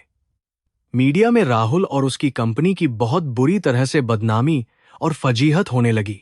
इस भारी बदनामी के कारण शेयर बाजार में राहुल की कंपनी के शेयर ताश के पत्तों की तरह बहुत तेजी के साथ नीचे गिर गए। जिन निवेशकों ने उसकी कंपनी में अपना करोड़ों रुपया लगाया था, वे सभी अब अपना पैसा वापस मांगने के लिए रोज उसके दफ्तर के बाहर भारी हंगामा करने लगे थे। राहुल पूरी तरह से करोड़ों रुपयों के कर्ज में डूब चुका था और बैंकों ने उसे कर्ज चुकाने के लिए अंतिम और सख्त चेतावनी दे दी थी। उसे अपनी आंखों के सामने अपना वह झूठा और अहंकारी साम्राज्य पूरी तरह से ढहता हुआ दिखाई दे रहा था।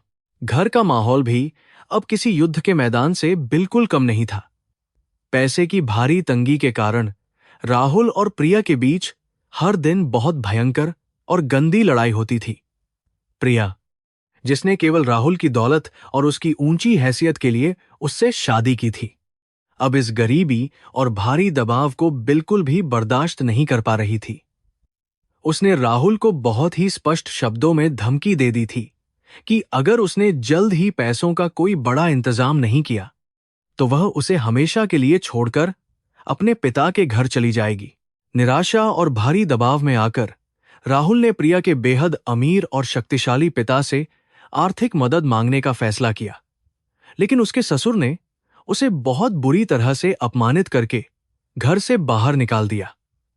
उन्होंने साफ कहा कि वे किसी भी डूबते हुए जहाज या नाकाम इंसान पर अपना एक भी पैसा बर्बाद नहीं करेंगे।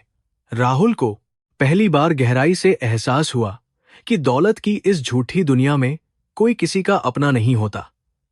जब पैसा खत्म हो जाता है तो सारे रिश्ते और झूठा प्यार भी पल भर में हवा हो जाता है। रात के समय अपने आलीशान घर की बालकनी में खड़े होकर राहुल अक्सर मुंबई शहर की जगमगाती हुई रोशनी को बहुत ही उदासी से देखता था। उसे पूरे शहर में मात्र कृपा और उस रहस्यमयी अरबपति महिला एस देवी के बड़े बड़े और शानदार होर्डिंग दिखाई देते थे। उसे इस बात से बहुत ज्यादा जलन और भयानक हताशा होती थी कि जहां एक तरफ उसका अपना व्यापार पूरी तरह से मिट्टी में मिल रहा है, वहीं दूसरी तरफ यह नई कंपनी रातों रात पूरे देश और दुनिया पर राज कर रही है। उसे अपनी ही नाकामयाबी पर बहुत ज्यादा गुस्सा और शर्मिंदगी आती थी। राहुल को इस बात का बिल्कुल भी अंदाजा नहीं था कि जिस एस देवी की सफलता को देखकर उसका खून खौलता था, वह कोई और नहीं बल्कि उसकी अपनी सगी मां सावित्री देवी है। भगवान और कर्म का चक्र बहुत ही रहस्यमयी और न्यायपूर्ण होता है। जिस मां को राहुल ने अपनी झूठी शान और घमंडी पत्नी के लिए भारी बारिश में सड़क पर मरने के लिए छोड़ दिया था, आज वही मां पूरे देश की सबसे सम्मानित व्यापारिक हस्ती बन चुकी थी। राहुल अपने ही बुने हुए अहंकार और पाप के जाल में बहुत बुरी तरह से फंस चुका था। राहुल की कंपनी में अब काम करने वाला कोई भी अच्छा और ईमानदार कर्मचारी नहीं बचा था। कई महीनों से वेतन न मिलने के कारण सभी लोग एक एक करके कंपनी छोड़कर जा चुके थे। वह दौलत दौलत दा छोड़कर और वातानुकूलित दफ्तर, जहां कभी सैकड़ों लोग काम करते थे, आज पूरी तरह से एक श्मशान घाट की तरह खामोश और वीरान पड़ा था। कुर्सियां खाली पड़ी थीं और कंप्यूटर बंद थे। राहुल हर दिन उस खाली दफ्तर में अकेला बैठता था और अपनी पुरानी गलतियों को याद करके बहुत बुरी तरह से पछताता था। लेकिन अब बहुत ज्यादा देर हो चुकी थी। हालात इतने ज्यादा बदतर हो गए कि बैंकों ने राहुल के सभी बैंक खातों को पूरी तरह से सील कर दिया और उसकी सारी संपत्तियों को जब्त करने का अंतिम नोटिस भेज दिया। यहां तक कि वह आलीशान और भव्य बंगला, जिससे उसने अपनी मां को धक्के मारकर बाहर निकाला था, वह भी अब बैंक के कब्जे में जाने वाला था। राहुल के सिर पर अब बेघर होने और जेल जाने की बहुत ही खौफनाक तलवार लटक रही थी। उसे रातों को बिल्कुल भी नींद नहीं आती थी और वह अक्सर भयानक डरावने सपने देखकर पसीने से भीगकर उठ जाता था। राहुल को अक्सर अपने सपनों में वही भयानक और काली रात दिखाई देती थी, जब बाहर तेज बारिश हो रही थी और उसकी बूढ़ी मां उसके पैरों में गिरकर रो रही थी। वह सपने में देखता था कि उसकी मां के आंसू अब एक विशाल और खूंखार लहर में बदल गए हैं और वह लहर उसे पूरी तरह से डुबोने के लिए बहुत तेजी से बढ़ रही है। इन भयानक सपनों ने राहुल के मानसिक संतुलन को पूरी तरह से हिलाकर रख दिया था। उसे अब अपनी हर सांस के साथ एक गहरे और अज्ञात डर का भयंकर एहसास होता था। इन सबसे दूर सावित्री देवी आज भी अपनी उसी शांत और निर्मल दुनिया में पूरी तरह से मग्न थीं। कारखाने के विशाल प्रांगण में आज एक बहुत बड़ी और भव्य पूजा का आयोजन किया गया था, जिसमें हजारों महिलाओं ने पूरे उत्साह के साथ हिस्सा लिया था। सावित्री ने भगवान को प्रसाद चढ़ाया और सभी औरतों को अपने हाथ से खाना परोसा। उनके चेहरे पर वही पुरानी और निस्वार्थ ममता थी, जो दुनियावी दौलत या भारी अहंकार से पूरी तरह अछूती और बहुत पवित्र थी। उन्हें राहुल की बर्बादी की अभी तक कोई खबर या परवाह बिल्कुल नहीं थी।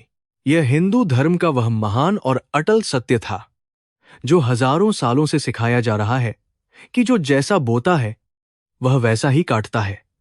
सावित्री ने अपने जीवन में हमेशा निस्वार्थ प्रेम, भारी त्याग और सच्ची दया के पवित्र बीज बोए थे, जिसका फल उन्हें एक विशाल और खुशहाल साम्राज्य के रूप में मिला था। जबकि राहुल ने अपने जीवन में केवल लालच, भारी अहंकार और अपनी जन्म देने वाली मां के घोर अपमान के जहरीले बीज बोए थे, और अब उसे उसी के कड़वे और विनाशकारी फल को बहुत ही दर्दनाक तरीके से चखना पड़ रहा था। राहुल के दफ्तर में एक बहुत ही अहम और आपातकालीन बैठक बुलाई गई। कंपनी के बचे हुए सभी बड़े शेयरधारकों और वकीलों ने राहुल को एक आखिरी और बहुत ही सख्त अल्टीमेटम दे दिया। उन्होंने राहुल से कहा कि अगर वह अगले 3 दिनों के भीतर कंपनी को दिवालिया होने से बचाने के लिए कोई बहुत बड़ा निवेशक नहीं ढूंढ पाया, तो उसे धोखाधड़ी और भारी वित्तीय अनियमितताओं के गंभीर आरोप में तुरंत जेल भेज दिया जाएगा। जेल जाने का नाम सुनकर राहुल के पैरों तले से जमीन खिसक गई और वह बहुत बुरी तरह से कांपने लगा। बहुत लंबे विचार विमर्श के बाद राहुल के मुख्य वित्तीय सलाहकार ने उसे एक बहुत ही कड़वी और अंतिम सलाह दी। उसने बताया कि इस समय पूरे भारत में केवल एक ही कंपनी है जिसके पास इतना ज्यादा नकद पैसा है कि वह उनके सारे भारी कर्जों को तुरंत चुका सकती है, और वह कंपनी मात्र कृपा है। सलाहकार ने राहुल से कहा कि उसे अपना सारा झूठा अहंकार और घमंड छोड़कर उस रहस्यमयी महिला एस देवी के सामने जाकर गिड़गिड़ाना चाहिए और अपनी कंपनी को बिकने से बचाने के लिए उनसे आर्थिक मदद की बहुत बड़ी भीख मांगनी चाहिए। राहुल के लिए यह प्रस्ताव किसी जहर को पीने के समान था, लेकिन जेल जाने के भयानक डर ने उसके सारे घमंड को पूरी तरह से तोड़ दिया था। उसके पास अब कोई दूसरा रास्ता बिल्कुल नहीं बचा था। उसने भारी मन से इस कड़वे और अपमानजनक प्रस्ताव को चुपचाप स्वीकार कर लिया। उसने अपने सारे जरूरी और महत्वपूर्ण कानूनी कागजात एक पुरानी और फटी हुई फाइल में रखे और उस महान महिला से मिलने की तैयारी करने लगा, जिसने रातों रात पूरे देश के फैशन बाजार पर अपना बहुत बड़ा और शक्तिशाली एक छत्र राज कायम कर लिया था।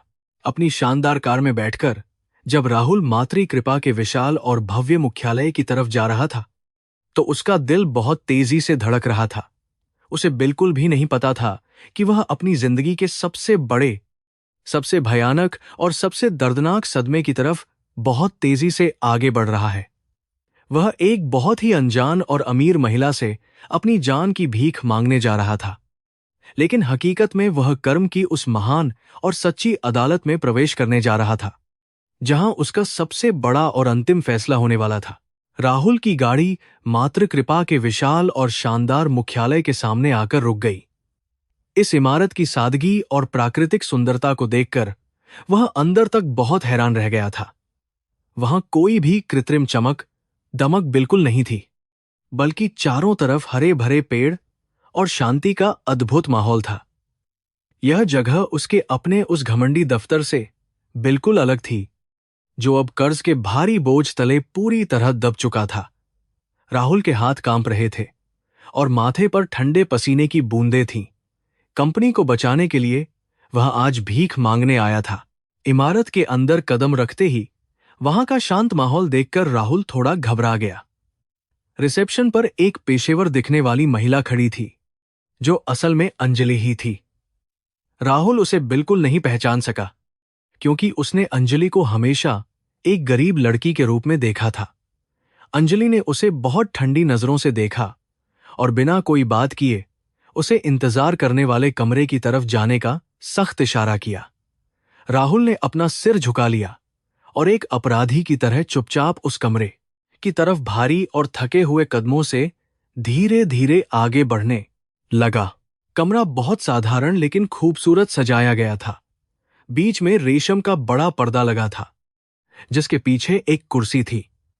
राहुल समझ गया कि इसी पर्दे के पीछे ताकतवर महिला एस देवी बैठने वाली है, जिसके हाथों में उसकी जिंदगी का फैसला था। पर्दे के पीछे से बात करने का तरीका उसे बहुत अजीब और अपमानजनक लग रहा था, लेकिन उसके पास विरोध की कोई ताकत नहीं थी।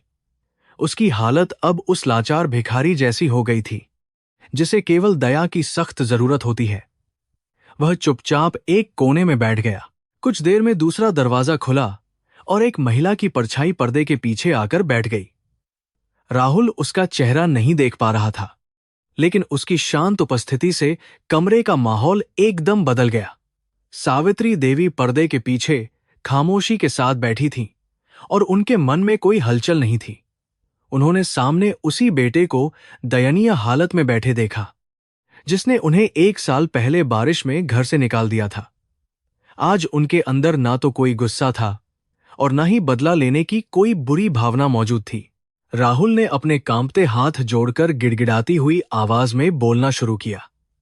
उसने पर्दे के पीछे बैठी उस अनजान महिला को अपनी कंपनी की दुखद कहानी सुनाई और बताया कि वह कितने भारी कर्ज में डूब चुका है। राहुल ने रोते हुए कहा कि अगर मात्र कृपा ने उसकी कंपनी को नहीं खरीदा तो उसे जेल जाना पड़ेगा और उसकी पूरी जिंदगी बर्बाद हो जाएगी। उसने वादा किया कि इसके बदले में वह अपनी कंपनी के सारे अधिकार उस महिला के नाम हमेशा के लिए कर देगा। उसकी आवाज में एक घबराहट और भयानक डर साफ महसूस हो रहा था। सावित्री देवी चुपचाप उसकी बातें बहुत ध्यान से सुन रही थी। राहुल के मुंह से निकलने वाला हर शब्द उनके कानों में पड़ रहा था, लेकिन उनकी आंखों में आंसू की एक भी बूंद नहीं थी। उन्हें वह खौफनाक रात याद आ गई जब उन्होंने भी इसी तरह राहुल के पैरों में गिरकर रहम की भीख मांगी थी। लेकिन तब राहुल का दिल एकदम पत्थर का बन गया था। आज समय ने अपना रुख बदल लिया था और कर्म के देवता ने राहुल को उसी जगह लाकर खड़ा कर दिया था जहां उसने अपनी बेबस मां को छोड़ दिया था। पर्दे के पीछे से एक शांत और गंभीर आवाज गूंजी, जिसने राहुल की धड़कन को पल भर के लिए रोक दिया। सावित्री ने अपनी आवाज को थोड़ा बदलते हुए पूछा कि व्यापार में सबसे ज्यादा जरूरी क्या है, पैसा या इंसानियत? राहुल इस सवाल को सुनकर बुरी तरह चौंक गया। उसने हकलाते हुए जवाब दिया कि व्यापार में केवल मुनाफा और सफलता ही मायने रखती है। यह सुनकर सावित्री के होंठों पर एक फीकी मुस्कान आ गई, क्योंकि उनका बेटा इतना बड़ा धोखा खाने के बाद भी जीवन के असली मूल्यों को बिल्कुल नहीं समझ पाया था। सावित्री ने अपना दूसरा सवाल बहुत चुभने वाली आवाज में पूछा। उन्होंने कहा कि जो इंसान अपने परिवार और अपनी मां के साथ वफादार नहीं रह सका, वह व्यापार में दूसरों के साथ कैसे वफादार रह सकता है? यह सवाल एक नुकीले तीर की तरह सीधा राहुल के सीने में जाकर लगा। उसका शरीर पसीने से भीग गया और जुबान पूरी तरह बंद हो गई। उसे बिल्कुल समझ नहीं आ रहा था कि इस अनजान और रहस्यमयी महिला को उसके निजी जीवन और उसकी मां के बारे में इतना सब कुछ कैसे और कहां से पता चल गया है। राहुल ने खुद को सही साबित करने की कमजोर कोशिश करते हुए कहा कि हर इंसान से कुछ गलतियां होती हैं और वह भी झूठी शान के नशे में अंधा हो गया था। उसने दोनों हाथ जोड़कर जमीन पर अपना सिर टेक दिया और बुरी तरह से रोने लगा। उसने बताया कि उसकी पत्नी उसे छोड़कर जा चुकी है और सारे दोस्तों ने भी मुंह मोड़ लिया है। राहुल ने गिड़गिड़ाते हुए कहा कि उसे केवल एक आखिरी मौका चाहिए ताकि वह अपने पापों का प्रायश्चित कर सके और अपनी कंपनी को एक बार फिर से खड़ा कर सके। पर्दे के पीछे बैठी सावित्री के हृदय में एक मां की ममता पल भर के लिए जाग उठी। अपने खून को जमीन पर रेंगते और रोते हुए देखना किसी भी मां के लिए बहुत बड़ा दर्द होता है, लेकिन उन्होंने अपने उस दर्द को तुरंत ही मजबूत संकल्प से दबा दिया। उन्हें याद आया कि यह लड़ाई केवल एक मां और बेटे की नहीं थी, बल्कि यह धर्म और अधर्म के बीच का एक पवित्र युद्ध था। गीता का संदेश स्पष्ट है कि मोह में पड़कर कभी भी अपने सच्चे कर्तव्य और न्याय के मार्ग से पीछे नहीं हटना चाहिए। सावित्री ने गहरी सांस ली और कुर्सी से धीरे से खड़ी हो गई। उन्होंने शांत लेकिन स्पष्ट आवाज में राहुल से कहा कि वह उसकी कंपनी के सारे कागजात देख चुकी हैं। उन्होंने कहा कि उनके जीवन का उद्देश्य केवल मुनाफा कमाना नहीं, बल्कि समाज में सच्चाई और कर्म के नियमों को स्थापित करना है। सावित्री ने राहुल को बताया कि वह अपना अंतिम फैसला अब उसे आमने सामने बैठकर सुनाएंगी। यह सुनकर राहुल के मन में एक अजीब सी बेचैनी और गहरा डर पैदा हो गया कि आगे क्या होने वाला है। कर्म का पहिया अब रुकने वाला था। राहुल की सांसें तेजी से चलने लगी थीं और वह घुटनों के बल जमीन पर बैठा था। उसकी नजरें उस बड़े रेशम के पर्दे पर टिकी हुई थीं, जो अब खिसकने वाला था। उसे लग रहा था जैसे वह किसी अदालत में खड़ा है और मौत की सजा का इंतजार कर रहा है। दूसरी तरफ सावित्री देवी के हाथों ने उस पर्दे की डोरी को मजबूती से पकड़ लिया था। उन्होंने मन ही मन भगवान शिव को याद किया और उस पर्दे को एक झटके में किनारे कर दिया। कमरे की खामोशी अब एक बड़े तूफान में बदलने वाली थी। पर्दा पूरी तरह से हट चुका था और कमरे में रोशनी पहले से कुछ तेज हो गई थी। राहुल ने अपनी डरी हुई आंखों को बड़ी मुश्किल से ऊपर उठाया ताकि वह उस ताकतवर महिला का चेहरा देख सके जिस पर उसकी जिंदगी टिकी थी। जैसे ही उसकी नजर उस चेहरे पर पड़ी, उसके शरीर का सारा खून पल भर में सफेद हो गया। उसकी आंखें फटी रह गईं और मुंह से कोई आवाज नहीं निकल पा रही थी। यह कोई अजनबी महिला नहीं थी, बल्कि वह चेहरा था जिसे देखकर राहुल की आत्मा बुरी तरह से कांप उठी थी। राहुल के कानों में एक अजीब सी आवाज गूंजने लगी थी और उसके दिमाग ने काम करना बंद कर दिया था। उसके सामने उस भव्य कुर्सी पर कोई और नहीं, बल्कि उसकी अपनी मां सावित्री देवी बहुत शांत मुद्रा में बैठी हुई थी। उनके माथे पर वही पुरानी बिंदी चमक रही थी और उन्होंने आज भी वही साधारण सूती साड़ी पहनी हुई थी। राहुल का सारा झूठा घमंड, उसका भयानक अहंकार और उसकी दुनिया पलक झपकते ही चकनाचूर हो गई थी। कर्म का सबसे बड़ा और अंतिम फैसला अब बिल्कुल उसके सामने खड़ा उसे लगातार घूर रहा था। कमरे में छाई खामोशी अब राहुल के लिए एक बहुत बड़े और जानलेवा तूफान में बदल चुकी थी। जब पर्दे के पीछे से उसकी अपनी सगी मां सावित्री देवी का चेहरा बाहर आया, तो राहुल के पैरों तले जमीन पूरी तरह खिसक गई।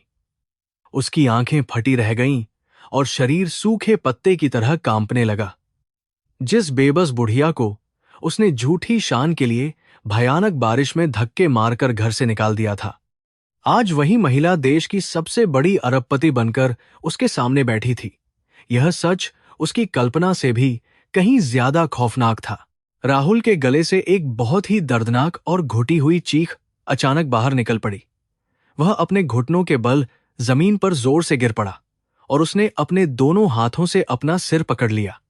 उसे अपनी आंखों पर बिल्कुल भी विश्वास नहीं हो रहा था कि जिसे वह देवी समझकर जीवनदान मांगने आया था, वह उसकी अपनी ठुकराई हुई मां है।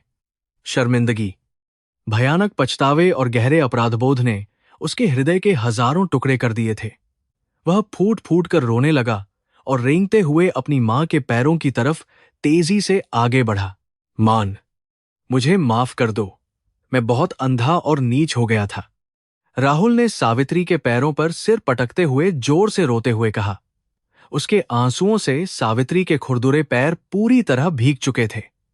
सावित्री अपनी कुर्सी से धीरे से उठीं और उनके अंदर की वह पुरानी पवित्र ममता एक बार फिर से जाग उठी। उन्होंने झुककर अपने रोते हुए बेटे के सिर पर प्यार से हाथ फेरा और उसे खींचकर गले से लगा लिया। उस पल उस आलीशान कमरे में केवल एक मां और बेटे के रोने की दर्द भरी आवाजें गूंज रही थीं। सावित्री की आंखों से भी लगातार आंसू बह रहे थे। उन्होंने राहुल के चेहरे को अपने हाथों में पकड़कर बहुत ही शांत आवाज में कहा कि एक मां के रूप में उन्होंने उसे उसकी हर भयानक गलती और पाप के लिए पूरी तरह से माफ कर दिया है। मां का दिल कभी भी अपने सगे बच्चे से नफरत नहीं कर सकता। राहुल को लगा कि अब उसकी कंपनी और उसकी जिंदगी दोनों पूरी तरह से बच जाएंगी। उसके मन में एक झूठी उम्मीद की छोटी सी किरण अचानक तेजी से जगमगा उठी और उसने राहत की लंबी सांस ली। लेकिन अगले ही पल सावित्री ने अपने आंसुओं को पोंछ लिया और उनका चेहरा एक कठोर और न्यायप्रिय नेता की तरह पूरी तरह से बदल गया। उन्होंने राहुल से पीछे हटते हुए कहा कि एक मां होने के नाते वे उसे माफ कर सकती हैं, लेकिन इस विशाल कंपनी की मालकिन होने के नाते वे उसकी भ्रष्ट कंपनी को बिल्कुल नहीं बचाएंगी।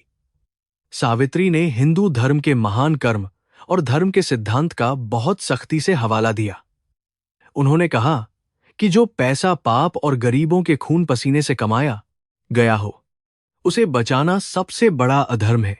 यह सुनकर राहुल के पैरों के नीचे से बची खुची जमीन भी हमेशा के लिए खिसक गई।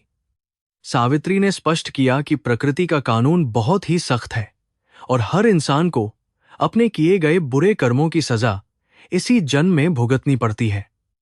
राहुल को अपनी धोखाधड़ी, लालच और घमंड की भारी कीमत चुकानी ही होगी। उन्होंने उसकी फाइल वापस उसके हाथों में थमा दी और अपने फैसले पर अडिग रहीं। राहुल अपनी मां के पैरों में गिरकर बहुत जोर जोर से रोता रहा, लेकिन इस बार वह ममता धर्म के आगे पूरी तरह हार चुकी थी। अगले कुछ दिन राहुल के जीवन के सबसे ज्यादा खौफनाक और काले दिन साबित हुए। बैंक अधिकारियों ने उसके दफ्तर और आलीशान घर को पूरी तरह से जब्त कर लिया। जब दौलत और शान शौकत हमेशा के लिए खत्म हो गई, तो उसकी घमंडी पत्नी प्रिया भी उसे उसी बुरी हालत में छोड़कर हमेशा के लिए अपने मायके चली गई। राहुल अब सड़क पर बिल्कुल अकेला और बेसहारा खड़ा था।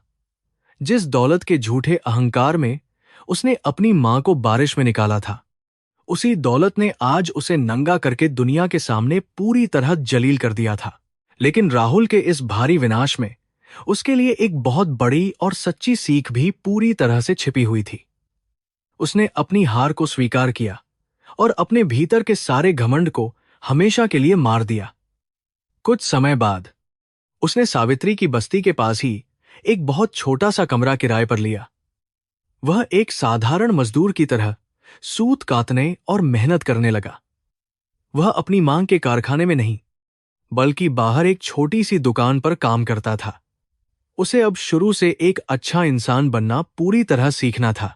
हर रोज शाम को काम खत्म करने के बाद राहुल दूर खड़े होकर अपनी मां सावित्री को गरीब महिलाओं के साथ हंसते हुए देखता था। उसकी आंखों से रोज चुपचाप पश्चाताप के गहरे और सच्चे आंसू बहते थे।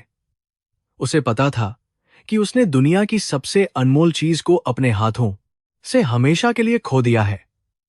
सावित्री भी उसे रोज दूर से छुपकर काम करते हुए देखती थी और मन ही मन ईश्वर का धन्यवाद करती थी कि उनके बेटे का झूठा और भयानक घमंड टूट गया है। कर्म ने अपना काम बहुत ही बखूबी कर दिया था। यह कहानी मुंबई के उन आलीशान महलों और गरीब बस्तियों के बीच सदियों से चले आ रहे कर्म के उस महान और अटल नियम की सबसे बड़ी गवाही बन गई। सावित्री देवी ने पूरी दुनिया को यह साबित कर दिया कि एक औरत की सच्ची ताकत उसके आंसुओं में नहीं, बल्कि उसके मजबूत संकल्प और निस्वार्थ कर्म में पूरी तरह से छिपी होती है।